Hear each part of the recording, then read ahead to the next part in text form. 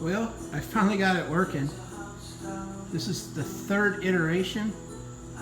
Seems to do okay. My little metal shaper, power hammer, whatever you want to call it. I've got to make the anvils, and I've got to make, in my last modification, I've got to adjust the anvils from the bottom, so I've got a good bit of work to do on that bottom plate. But other than that, see if I can come over here this way. You can see it.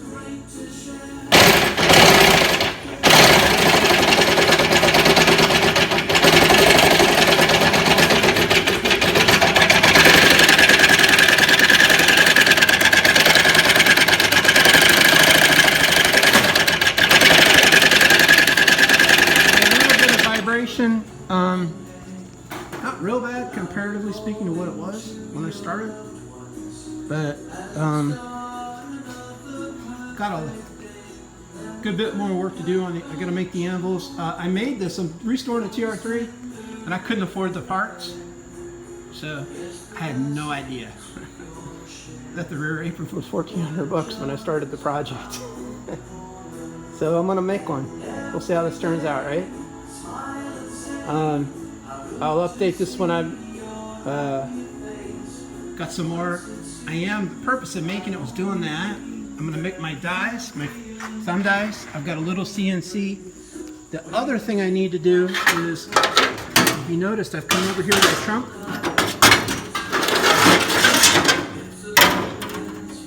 Trunk's rusted up, but you see these right here? I got a contour gauge, little cheap Harbor Freight ones. I'm going to try, first thing I'm going to make is this new pan right here. The car had been hit right here, and this was all pushed in. Somebody had tried to do the body work on it, and apparently it must have been back in the 60s because it was all lead through here. It was crunched in. It wasn't workable. There wasn't enough left to work it. So I cut it out, started to make the piece, but it is I think what they call a triple complex curve. Out of my capabilities without the right equipment, I could say that. I probably could do it on English wheel and a hammer and a stump, which I've got, but I'm not good enough to get to that point.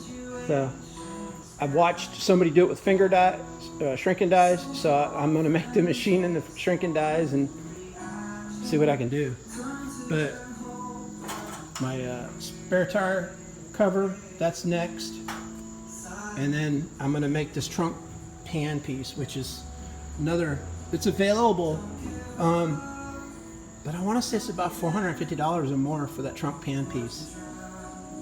So that's where we are on that. I did finish up, which you can't see right now as all my tools are in the way. But I finished up the pan on this side. I've got to do the pan on the other side. I made this tool here, obviously single bolt it in a vise. So if you see the radius right here, that's how I made these. They're okay, but they could be better. I didn't realize that, and I thought I had good metal up here, and I started welding that up with the wire welder. It started blowing holes right in here, so I had to replace this piece. That was pretty easy to make. I went over to the slip roll. Took like a minute to make that piece there. But I'm gonna grind all these out when I'm gonna make a rotisserie to put this on when I've got all the floor pan on the other side and the trunk pan and the back piece. So once I know that the body of the car is stable, I'm gonna go ahead and roll it over. But yeah, so done a lot of work to get to this point where I can make this piece here. I got some OCD issues. So if you watch any of my other videos, what I've been using YouTube for is just a repository for my videos right now. I'm going to go back and edit them later. So I'm just dropping everything to YouTube right now. So if the video's not perfect, if it's noisy, I apologize. This machine's not completely finished, but I wanted to give you a little tour of my dirty shop. Okay, so the machine I just showed you that I was making, I actually wound up getting to the point where I had to have some heavy steel, 4140 cut, and cutting a big piece of 6-inch 4140 on my little South Bend lathe took forever. So I got this old lathe here at the scrapyard, and that took about a month to go through that, where I could use it to make the machine I just showed you, the metal power hammer. And the plates on it were cut on this plasma table that, well, I had to make that in order to make the power hammer. So these two pieces of equipment that you see were actually made or purchased, put together to make the power hammer, which is pretty sad. But it is a full 3-axis plasma table.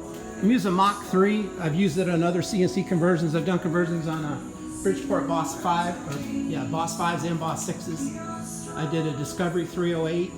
So this wasn't too big of a deal. I do got some issues with it that I haven't had time to modify yet. It's working great. I don't get, believe it or not, I don't get much what I would call like a chatter in my cut. But I've got to put that screw in. This is my latest toy. I got it at the scrapyard and went through the whole lathe. It was, oh my goodness, it was pitiful when I brought it home. But anyways, that's where we're at, and that's what I'm doing. I've got to redo this piece here. I have not been able to find one of these reasonable. If you know, it's rusted up real bad, which is not that big of a deal, as you know, but I've got all this down here that's going to have to be fixed as well.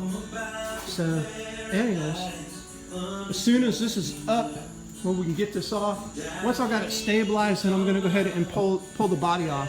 But it's just a hobby. It's just something to keep me occupied. Something to keep me going. Something to keep me going. So I think I showed you the my Eastwood shrinker. I made the stand for it, and my have a, it's not an Eastwood bead roller. I don't know, some off the wall bead roller. I was able to, I've only been using this a little bit here. Excuse my camera. But I've got this right here, the bead roller, power bead roller. I did a conversion on it, made the stand, so I'm ready to go. I just, I'm not losing sleep over this, but this piece here is making me a little nervous, as well as that back piece, back valance. So if you got any questions, I'm hoping to have the anvils made for that here. I've got to get back to work this week, and I've got school I've got to get done for school. But hopefully this weekend I'll be able to make a stand to move this off my metal fab bench, because it's literally shaking everything off the bench when I run it,